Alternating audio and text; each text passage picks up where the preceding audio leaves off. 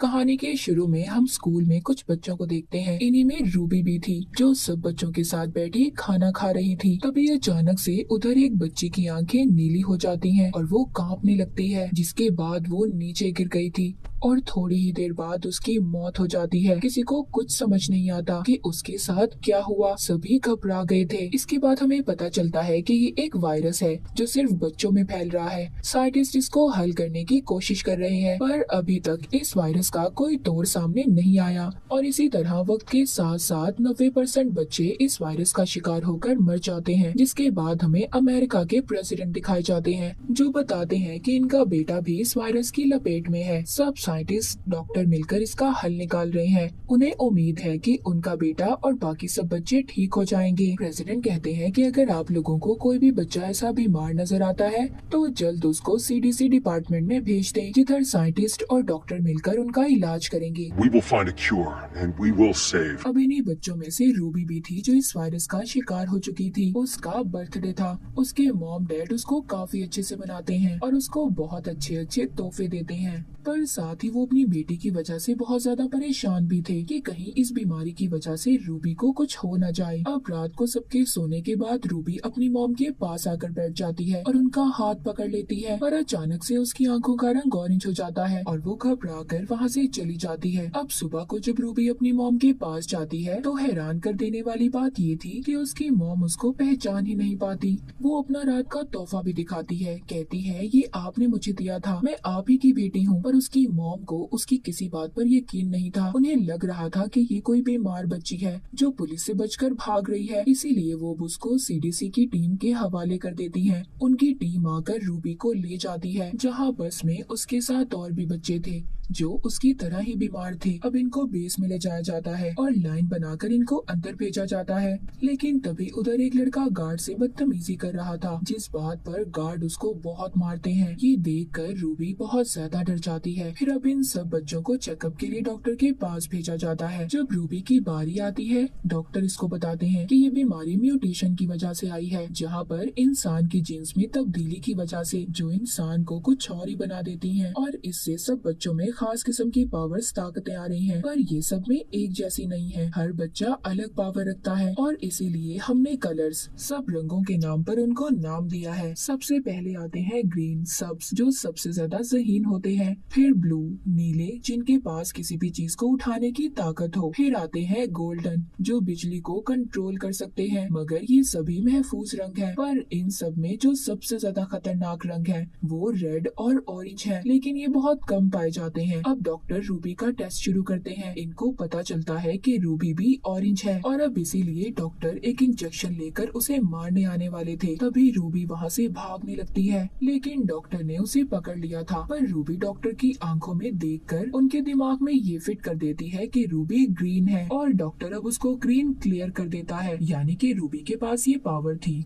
कि वो किसी के भी दिमाग को अपने कंट्रोल में करके उसे अपने मुताबिक चला सकती थी, यानी जैसा वो चाहती थी वैसा हो सकता था। फिर इसके बाद सब बच्चों को ग्रीन, गोल्डन और ब्लू कपड़े पहना दिए जाते हैं। इनमें कोई भी रेड और ऑरेंज नहीं था, क्योंकि उन्हें इन्होंने पहले ही मार दिया था। अब वक्त के साथ साथ रूबी थोड़ा बड़ी हो जाती है। वहाँ पर ये ग्रीन बच्चों के साथ रह रही थी। जो काम ज़हीन बच्चे आसानी से कर लेते थे, ये नहीं कर पाती थी, क्योंकि ये तो ऑरेंज थी। एक दिन गार्ड को रूबी पर शक हो जाता है। अब खैर इनको वहाँ पर एक आवाज सुनाई जाती है। वो आवाज सिर्फ वहाँ पर रहने वाले खास लोग ही महसूस कर सकते थे, जिनमें पावर्स थी। रूबी भी वो आवाज सुनती है, उसे बर्दाश्त नहीं होती और वो बेहोश हो जाती है। इसको मेडिकल रूम में ले जाया जाता है, जहाँ पर एक डॉक्टर थी जो इसका चेकअप कर रही थी। तभी उधर गार्ड आता है जो कहता है कि मिलने का टाइम खत्म हो गया है। अब वो डॉक्टर एक कागज पर कुछ लिखकर उधर से चली जाती है। रूबी जब उसको पढ़ती है तो उसमें लिखा था कि इनको पता चल गया है कि तुम ऑरेंज हो, इसीलिए अगर तुम अपनी जान बचाना चाहती हो तो दूसरे कमरे में आ जाओ, जहाँ मैं तुम्हारा इंतजार कर रही हूँ। अब रूबी ऐसा ही करती है। वो डॉक्टर के पास जाती है डॉक्टर उसको किसी तरह छुपा कर अपनी गाड़ी तक ले आई थी। तभी जाते हुए एक गार्ड उनको रोक लेता है। रूबी उसके दिमाग को कंट्रोल में करके उससे दरवाजा खुलवा देती है। अब डॉक्टर के साथ ये बाहर आ गई थी। रूबी ने बहुत सालों के बाद बाहर की दुनिया देखी थी। डॉक्टर उसको बताती है कि बाहर की दुनिया में अब बच्चे नहीं हैं, इसी वजह से बहुत कम लोग रह गए हैं, कुछ तो ये शहर छोड़कर ही चले गए हैं। रूबी कहती है मैं अपने मॉम डैड से मिलना चाहती हूँ। डॉक्टर कहती है ये तुम्हारे लिए खतरा हो सकता है। वो इसको एक जीपीएस देती है। कहती है जब भी तुम कभी किसी मुसीबत में हो तो इसको दबाना,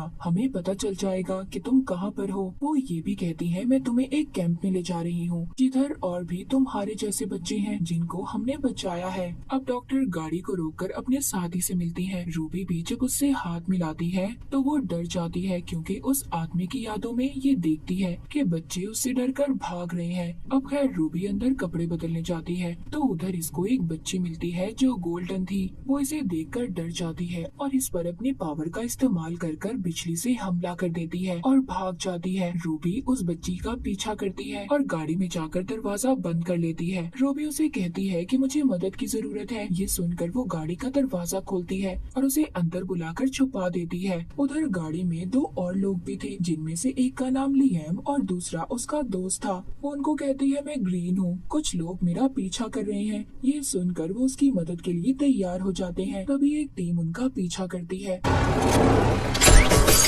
उधर डॉक्टर और उसका साथी भी था जो उनका पीछा कर रहे थे। तभी लिएम उधर जो कि ब्लू था वो इनकी गाड़ियों को खराब कर देता है जिस वजह से वो इनका पीछा नहीं कर पाते और ये बचकर निकल जाते हैं। अब ये एक जगह पर रुकते हैं। लिएम का दोस्त रूबी से कहता है अगर तुम ग्रीन हो तो तुम किसी के लिए कोई खतरा नहीं हो, ऐसे क्यों बचकर भाग रही हो। जिस पर रूबी कहती है अगर तुम मेरी मदद करना चाहते हो तो ठीक है वरना मैं चली जाती हूँ। पर लिएम उसको रोक लेता है और कहता है हम एक जगह पर जा रहे हैं जिधर ऑरेंज लड़का रहता है जो हम जैसे सभी बच्चों को उधर कैंप में सबसे बचा कर रखता है जिधर कोई खतरा नहीं होगा। अगर तुम चाहती हो तो तुम हमारे साथ चल सकती हो। रूबी भी उनके साथ चलने के लिए हाँ बोल देती है। अब रास्ते में रूबी लिएम से पूछती है कि तुम बेस से क्यों भागे थे। वो कहता है गवर्नमेंट हम पर गलत तजुर्बे कर रही थी, हमारी एक आर्मी बनाना चाहती थी जिन्हें वो दुश्मन के खिलाफ इस्तेमाल करेंगे, इसीलिए मैं वहाँ से भाग आया। उधर कैंप में उस डॉक्टर को भी पकड़ लिया जाता है जिसने ये कहा था कि रूबी ग्रीन है और फिर एक मास्क पहनकर लड़की आकर उधर डॉक्टर को मार देती है। हम देखते हैं रूबी जब रात को सो रही थी तभी उसका हाथ गलती से लिएम के हाथ पर लग जाता है। अब उसको लिएम की वो यादें दिखाई देती हैं कि कैसे वो बेस से भागा था। उसने अपने साथ साथ और भी बच्चों को बचाने की कोशिश की थी पर नहीं बचा पाया। जिसके बाद गोल्डन बच्ची रूबी को अपना एक ड्रेस देती है जिसे पहनकर वो बहुत ज्यादा अच्छी लग रही थी। लिएम भी उसकी तारीफ करता है। तभी उधर दो आदमी इनको बुरी तरह घूरने लगते हैं। रूबी इनके दिमाग को अपने काबू में कर लेती है और फिर जिसके बाद ये लोग अपनी वैन में बैठकर चले जाते हैं जिधर प्रेसिडेंट के बेटे की रिकॉर्डिंग चल रही थी। वो कहता है अगर मैं ठीक हो सकता हूँ तो तुम क्यों नहीं। जिसके बाद ये एक मॉल से बहुत सारी शॉपिंग भी करते हैं क्योंकि वहाँ पर कोई भी नहीं था। पर तभी वहाँ पर कुछ बच्चे इन पर हमला कर देते हैं। गोल्डन बच्ची भी अपनी बिजली जैसी पावर का इस्तेमाल करती है और उन्हें रोक लेती है। अब वो बच्चे जो इन पर हमला कर रहे थे वो भी इनके जैसे थे, मतलब उनमें भी खास किस्म की पावर्स थी। वो कहते हैं तुम्हारे ऊपर तो ट्रैकर्स लगे होंगे जिसकी वजह से हम भी पकड़े जा सकते हैं क्योंकि तुम बेस से भागे हो। खैर अब ये सब रात को बैठकर बहुत सारी बातें करते हैं। लिएम यहाँ पर ऑरेंज लड़के के बारे में भी इनसे पूछता है। कहता है मैंने सुना है कि हम जैसे सब बच्चों को अपने पास रखकर सबसे बचाता है, हमें भी उधर जाना है। अगर तुम्हें उसका पता मालूम है तो हमें बताओ। वो बच्चे कहते हैं ये खुफिया है, कोई भी उसका पता आसानी से नहीं जान पाता। तभी उधर रूबी इनमें से एक बच्चे के दिमाग को कंट्रोल में करती है और वो उसका पता बता देता है जो कोड की शक्ल में था। लिएम का दोस्त जो बहुत ज़हीन था और ग्रीन था उसे समझने में लग जाता है जिसमें उसका साथ रूबी भी दे रही थी। अब ये दोनों उसको समझ लेते हैं जिससे ये बहुत ज्यादा खुश थे। रूबी उस जगह पर थी जिधर इसके मॉम डैड रहते थे। ये उनसे मिलने के लिए बेताब थी। अब ये फैसला करती है कि वो अपने मॉम डैड से मिलने जाएगी। अब ये रूबी को उसके मॉम डैड के पास छोड़ देते हैं पर जब ये उनके पास जाती है तो उनसे नहीं मिलती क्योंकि इसे ऐसा लग रहा था कि वो इसे नहीं पहचानेंगे और इस बात पर इसे बहुत दुख होगा। इसीलिए ये अपने मॉम डैड से नहीं मिलती और बहुत रोती है। रास्ते में अब इसको लिएम मिलता है। ये लिएम के साथ अब वापस वैन में जाकर बैठने वाली थी। तभी उधर एक लड़की आती है। ये वही थी जिसने बेस में डॉक्टर को भी मारा था। ये इनको यहाँ पर पकड़ने आई थी। तभी रूबी इसे अपने कंट्रोल में कर लेती है। कहती है तुम सीधा उस जंगल में चलती जाओ और तुमने रुकना नहीं है, चाहे तुम्हें भूख प्यास जो भी लगे। ये सब देखकर इसके दोस्त हैरान हो जाते हैं कि ये सब कैसे कर पा रही थी। इनको पता चल गया था कि रूबी ऑरेंज है। जिसके बाद ये अपने तीनों दोस्तों को वैन में बैठने का कहती है। रूबी यहाँ पर सबसे पूछती है कि तुम्हें डर नहीं लग रहा मुझसे, मैं ऑरेंज हूँ। लियाम कहता है नहीं, इसमें डरने की क्या बात है। वो कहती है मैं अपनी ताकतों को कंट्रोल नहीं कर पाती और मैं जिसको भी छू लेती हूँ उसे अपने कंट्रोल में कर सकती हूँ, और अगर मैं ये किसी पर अचानक करूँ तो उसकी मौत भी हो सकती है। अब इसके बाद ये लोग आगे बढ़ते हैं। तभी कुछ बच्चे इन पर हमला कर देते हैं जिन्होंने फौजी जैसे कपड़े पहने हुए थे। पर तभी उनमें से एक बच्चा लियाम को पहचान लेता है। लियाम कहता है बस हम यहाँ पर रहना चाहते हैं, हमें किसी चीज से कोई खतरा ना हो। ये लोग मान जाते हैं। इनको अपने साथ ले आए थे। फिर इनको ऑरेंज लड़के के पास ले जाया जाता है जो कोई और नहीं बल्कि प्रेसिडेंट का बेटा था। वो रूबी और उसके दोस्तों को देखकर बहुत खुश होता है। अब ये यहाँ पर सबको सच्चाई बताता है। प्रेसिडेंट यानी मेरे डैड ने सबसे झूठ बोला कि मैं ठीक हो गया। सब मुझ पर नए नए तजुर्बे कर रहे थे। जब कोई भी ठीक नहीं हुआ तो इन्होंने कैंप बनाकर वहाँ पर बच्चों को उधर रखने लगे। वो रूबी से कहता है तुम फिक्र नहीं करो, मैं तुम्हें तुम्हारी पावर्स का इस्तेमाल बताऊंगा, सिखाऊंगा मैं तुम्हें। अब आहिस्ता आहिस्ता रूबी भी सब सीख रही थी। एक दिन ये बहुत उदास थी। ऑरेंज लड़का प्रेसिडेंट का बेटा रूबी के पास आता है। कहता है एक ऑरेंज ही दूसरे ऑरेंज के दर्द को समझ सकता है। फिर ये उसका हाथ पकड़ता है, पर तभी ऐसा करते हुए लियाम भी उसे देख लेता है जिस पर इसे बहुत गुस्सा आता है। अब ऑरेंज लड़का रूबी की 6 साल पुरानी जिंदगी में देखता है। यहाँ पर हमें पता चलता है कि उस रात रूबी के साथ क्या हुआ था। उसके मॉम डैड उसे कैसे भूल गए। रूबी जब अपने बर्थडे वाले दिन अपने मॉम डैड के पास गई थी तो इसने अपनी मॉम के हाथ को छूकर उनकी सारी यादों को मिटा दिया, और यही वजह थी कि उसके मॉम डैड उसे भूल गए थे। Here, come with me. Orange लड़का हैरान हो जाता है। कहता है ऐसा करना तो मुझे भी नहीं आता। वो कहता है ये सब तो मेरे पास भी नहीं है, क्या तुम मुझे सिखा दोगी। वो कहती है मैं नहीं जानती ये मैं कैसे कर लेती हूँ, और इसी गलती की वजह से मैंने अपने मॉम डैड को खो दिया। अब जब रूबी लियाम से मिलती है तो वो इससे काफी नाराज था। कहता है मैं जानता हूँ तुम दोनों के दरमियान क्या चल रहा है। रूबी कहती है ऐसा कुछ नहीं है और हम दोनों भी कभी नहीं मिल सकते क्योंकि मुझे डर है मैं तुम्हारे साथ भी वही ना कर दूं जो मैंने अपने मॉम डैड के साथ किया। ये कहकर वो वहाँ से चली जाती है। अब ये लियाम के दोस्त के पास आती है जो झील के किनारे बैठा था। वो रूबी से कहता है इधर भी मुझे वही सब लगता है जैसा बेस में था, हम इधर भी महफूज नहीं है। दूसरी तरफ ऑरेंज लड़का अपने लैपटॉप पर किसी को कुछ बता रहा था कि इधर कितने ब्लू हैं और कितने ऑरेंज हैं। तभी उधर रूबी आ जाती है जिसे देखकर ये अपना लैपटॉप बंद कर देता है। ये भी इससे लैपटॉप ही लेने आई थी ताकि इसका दोस्त अपने घर वालों से राब्ता कर सके। पर यहाँ पर ये इसे एक डील करता है। कहता है कि अगर तुम मुझे ये पावर सिखाओ कि लोगों के दिमाग में जाकर उनकी याद को कैसे मिटाते हैं तो मैं तुम्हें लैपटॉप दे दूंगा। ये भी हाँ बोल देती है। अब जब ये सब सिखा रही थी, जब ये अपनी आंखें खोलती है तो ऑरेंज लड़का उससे बदतमीजी कर रहा था। ये एक मुक्का मारकर यहाँ से भाग जाती है। बाहर जाकर बहुत रोती है। लियाम इससे पूछता है कि क्या हुआ।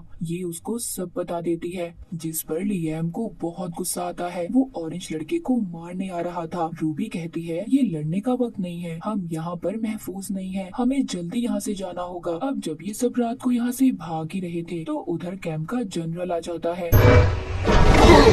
अब ऑरेंज लड़का भी उधर आ गया था। यहाँ पर इन्हें पता चलता है कि ऑरेंज लड़का जो प्रेसिडेंट का बेटा था वो भी बेस के लोगों के साथ मिला हुआ था जो बच्चों की आर्मी बनाना चाहते थे। ये लियाम को अपने कंट्रोल में कर उसे बहुत मारता है, पर तभी रूबी उस जनरल को कंट्रोल में करके उसे मार देती है। गोल्डन लड़की भी अपनी बिजली का इस्तेमाल कर उन पर हमला करती है, जिसके बाद रूबी अपने तीनों दोस्तों को यहाँ से जाने का कहती है और फिर अकेले ही ऑरेंज लड़के का मुकाबला करती है। इसके सभी गार्ड्स को कंट्रोल में करके इन्हें कहती है कि इस पर गन कर लो, पर ये दोबारा उन्हें कंट्रोल में कर उन्हें आपस में ही मरवा देता है। अब रूबी भी उसे कंट्रोल करने की कोशिश करती है पर मामला उल्टा हो गया था। वो लड़का इसको अपने कंट्रोल में कर लेता है। वो कहता है कि मैं तुम्हारे अंदर से सारी उदास कर देने वाली सोचों को निकाल दूंगा, फिर हम दोनों मिलकर दुनिया में राज करेंगे। पर इससे पहले रूबी उसके कंट्रोल में आते हुए हेलीकॉप्टर के पायलट को कंट्रोल करके ऑरेंज लड़के के ऊपर गिरा गिरा देती है। उधर दूसरा हेलीकॉप्टर इस पर बॉम्ब गिराता है, पर लियाम के दोस्त ने इसे बचा लिया था, लेकिन अब वो भी जख्मी हो गया था। रूबी को कुछ समझ नहीं आता इसे क्या करना चाहिए। इसको उस डॉक्टर का दिया हुआ GPS याद आता है, जिसने सबसे पहले बेस से निकलने में इसकी मदद की थी। ये उसे दबा देती है। वो डॉक्टर अब अपने साथी के साथ आकर इन्हें बचा लेती है। इनको एक घर में लाया गया था।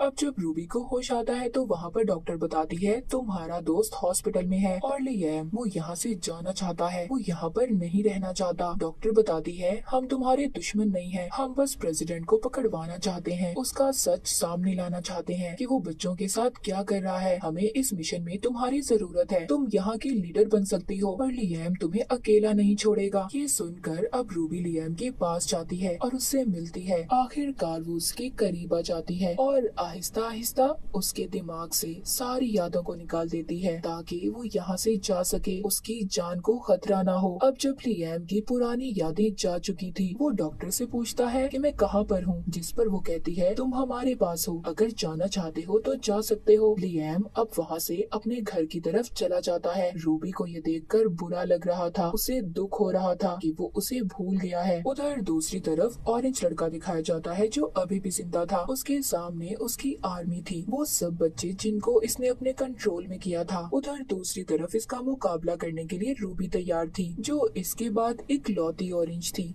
यानी कि ये सिर्फ दो ही थे जो लोगों के दिमाग को कंट्रोल कर सकते थे। और अब ये दोनों एक दूसरे का मुकाबला करने के लिए तैयार थे। और इसी के साथ ये मूवी यहीं पर खत्म हो जाती है।